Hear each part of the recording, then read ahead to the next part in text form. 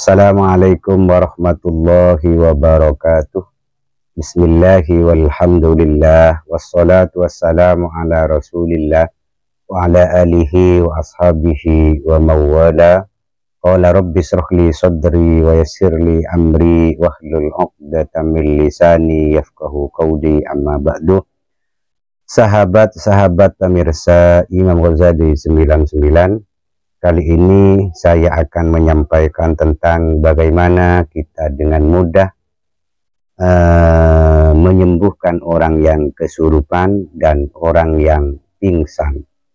Hal ini terdapat di dalam kitab Khazinatul Asrar Jalilatul Azkar As-Sayyid Muhammad Haqi An-Nazili.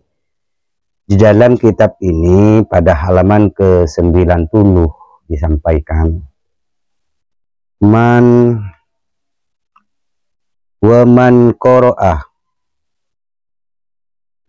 qara'aha ihda wa arba'ina marratan. Barang siapa yang membaca Bismillahirrahmanirrahim, jadi haknya itu kembali kepada Bismillahirrahmanirrahim, karena di sini dalam faslun fil khosoisi fi qiraatil basmalati wa bayani adadiha. Ini tentang fasol tentang rahasia membaca Bismillahirrahmanirrahim dan penjelasan tentang bilangan-bilangannya. Jadi bilangan sekian, fadilahnya untuk ini, jumlahnya sekian, khusus untuk ini, jadi tidak sama. Di sini pada halaman ke-90, wa man qara'aha ihda wa arba'ina marratan, barang siapa yang membaca Bismillahirrahmanirrahim sebanyak 41 kali, ala udhuni majnunin, di telinga orang yang gila.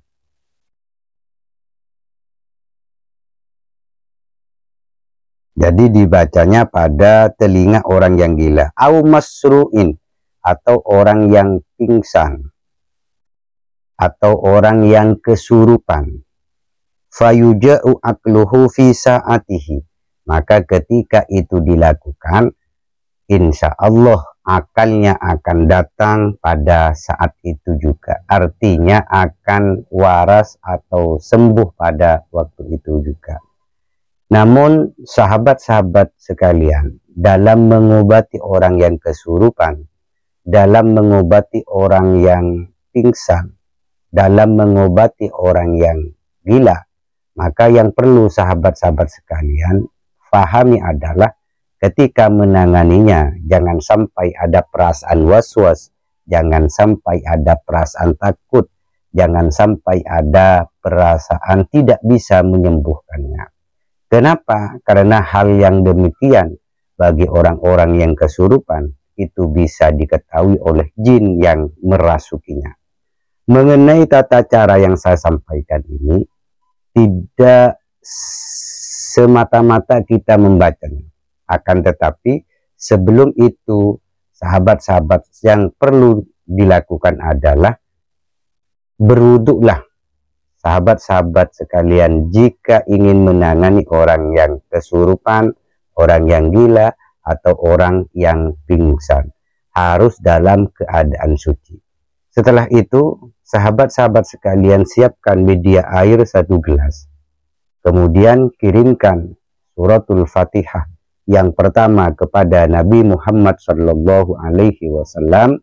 Kemudian yang kedua itu kirimkan suratul Fatihah kepada malaikatil muqarrabin, malaikat yang 4.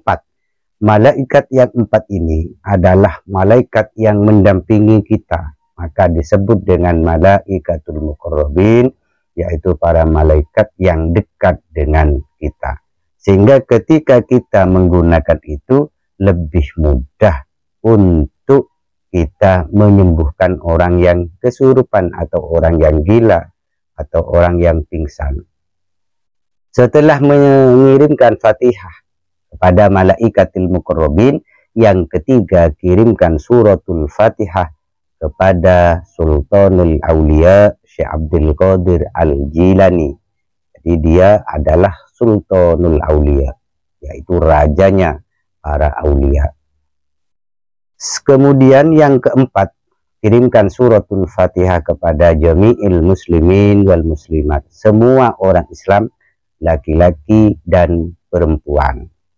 Kemudian yang terakhir, khususkan suratul Fatihah kepada orang yang sakit.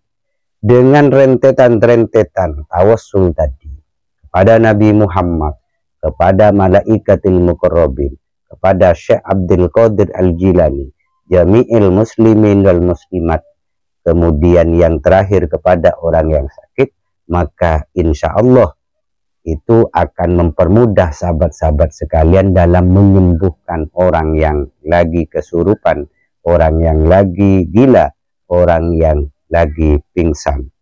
Kemudian setelah membaca suratul Fatihah tadi, bacalah Bismillahirrahmanirrahim sebanyak 41 kali. 41 kali. Setelah selesai dibaca, maka tiupkan kepada air. Setelah ditiupkan kepada air tadi, maka airnya tadi diminumkan kepada orang yang gila, orang yang kesurupan, atau orang yang lagi pingsan. Sehingga diminumkan menggunakan, kalau tidak bisa langsung, menggunakan dengan sendok.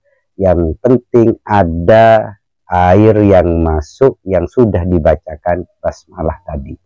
Setelah rentetan itu selesai, setelah diminumkan, maka sebelum melakukan acara intinya, maka basahi dulu menggunakan sisa minuman yang diminumkan tadi di kepalanya. Jadi dibasahi, terus kemudian mukanya diusap dengan air. Setelah itu maka masuk kepada intinya, yaitu bacakan basmalah melalui telinga kanan sebanyak basmalahnya atau Bismillahirrahmanirrahim sebanyak 41 kali. Setelah selesai membaca bismillah pada telinga kanan orang yang kesurupan atau orang yang lagi pingsan atau orang yang gila, maka tiuplah pelan-pelan. Niat untuk mengeluarkan sesuatu yang tidak baik yang ada di tubuh orang tersebut. Jadi meniupnya secara pelan-pelan. Sambil kita memasukkan energi basmalah, energi kita ke dalam orang tersebut. Setelah selesai, maka tunggulah beberapa saat. Jika beberapa saat orang tersebut masih belum menunjukkan kesadarannya, maka bacalah basmalah lagi di kuping sebelah kirinya, yaitu sebanyak 41 kali. Akhirnya kanan dan kiri sama-sama dibacakan. Tapi rata-rata sahabat-sahabat, ketika kita membacakannya di kuping kanan, itu sudah menunjukkan tanda-tanda dia sadar. Tanda-tanda akalnya sudah kembali. Oleh sebab itu sahabat-sahabat, yang perlu sahabat-sahabat ingat dalam mengobati orang-orang yang seperti itu, hendaklah sahabat-sahabat sekalian yakin bahwa Allah akan menolong kita, dan kita jangan sampai khawatir. Sejarahnya bagaimanapun juga, makhluk yang namanya jin itu tetap dulu bersujud kepada Nabiullah Adam alaihissalam. Maka kita sebagai anak cucu Adam harus yakin bahwa kita kedudukannya lebih tinggi daripada mereka. Hal yang demikian untuk membangkitkan keberanian kita, keyakinan kita bahwa kita mampu bisa mengalahkan jin yang merasuki orang yang lagi kesurupan atau kerasukan.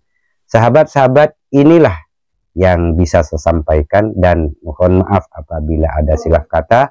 Wal afu minkum. Wassalamualaikum warahmatullahi wabarakatuh.